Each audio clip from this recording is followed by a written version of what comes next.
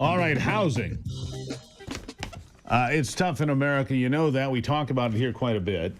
That's why we would like to end the taxation of inflation. When your house is worth 10 times more than when you bought it, then we shouldn't have to pay taxes on it. We heard that from Grover Norquist earlier this program. Now we're bringing in Congressman Marlin Stutzman from Indiana. He represents Indiana's 3rd Congressional District. Congressman, thank you for being here.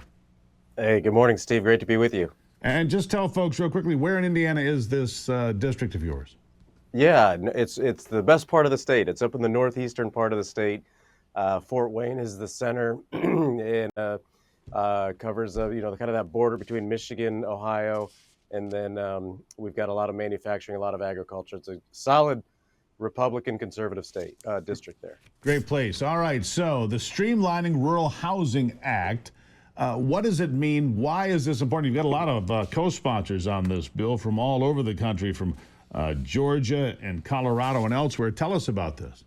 Yeah, well, as you mentioned, housing, it's becoming one of the hot topics that I hear about. In fact, of all the issues that we discussed over the August work period back in the district was housing. And a lot of this comes back down to just simply the interest rates, but there's also a lot of rules and regulations around lending when it comes to housing, and especially in the rural areas. It's unfortunate because, back when I bought my first house, I was around 28, 29 years old, and that was the national average, was about 28 years old on average for first-time home buyers. That number has now moved up to 38. And so what I think is one of going to be the top issues for the 26 election is going to be the housing market, because we've seen inflation, we've seen rules and regulations making it harder to actually buy a home. Banks have so many rules and hurdles that they have to get over to actually qualify an individual to purchase a home. And a lot of younger people are just deciding to rent because they can't simply afford to buy a home. And so what we're pursuing is to streamline the entire process, to make it a simpler process for especially first-time home buyers, but the home, the entire industry, to have less Washington paperwork involved, to make it easier for first-time home buyers to go into a bank, work with the lender to be able to fulfill the American dream. And so that is our effort. It's a bipartisan effort.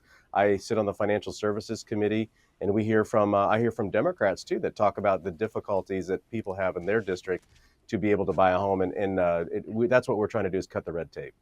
So if you can cut the red tape and allow this to happen, how many people do you hope to move? I mean, obviously, look, I'm in Michigan, you're in Indiana. We got a lot of back roads and quiet places that need people. The small town I live in, the school district here needs more people in the seats of the schools. A lot of places facing that challenge. And without more houses, well, the schools struggle as well, don't they?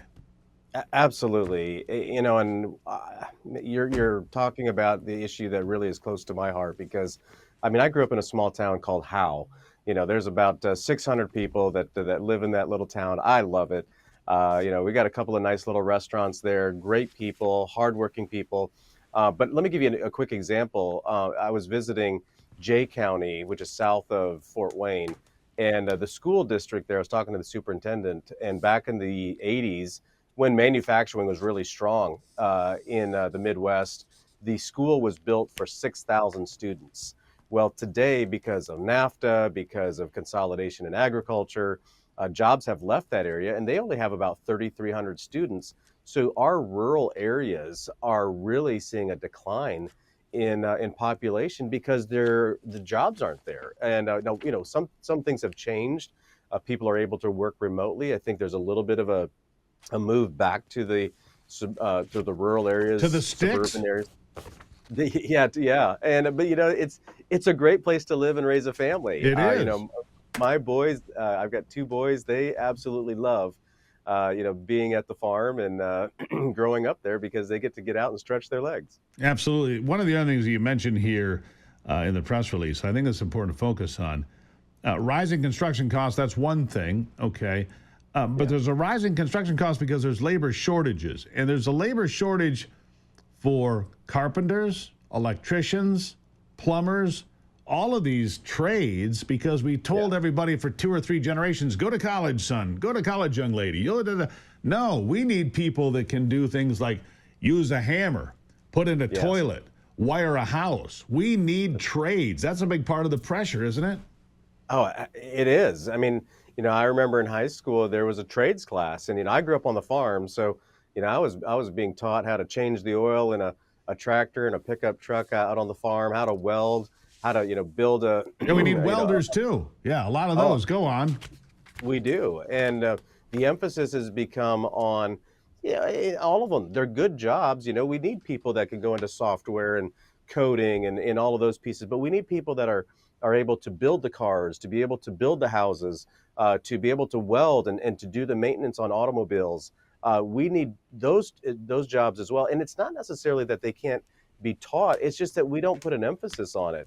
There's too much emphasis on other pieces, and people are, young guys especially, are getting a 4-year degree, and then they get out of college and they go out to the workplace, and they're like, well, this is not what I was, trained for, but that's not, I'm only going to get paid this much.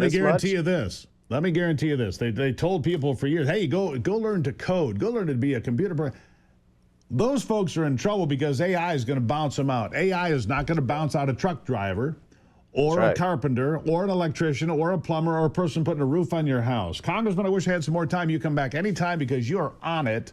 These are important things. I got a good friend who lives in Bluffton. That might be in your district, a little south of there. It is. You bet. Great place. Great deer hunting there. Love that spot, by the way. Congressman, thank you for being here. Marlon Stutzman, Indiana 3. You come back anytime. Thank you. You bet. Thank you. There you have it.